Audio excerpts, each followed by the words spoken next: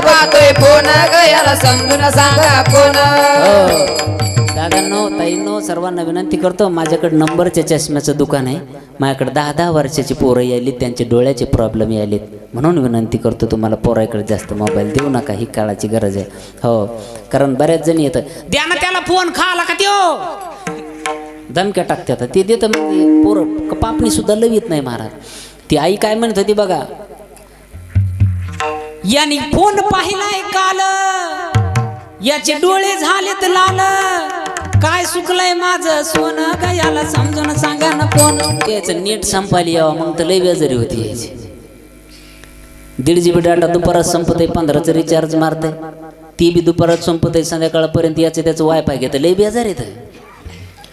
फेसबुकला पोस्ट टाकतंय ते कोणी बघा ना, व्हॉट्सअपला मेसेज टाकतंय त्याला निळ्या रे असं आहे ना, रातच उठू पाहते, आता कोणी पाहिलं का, आता कोणी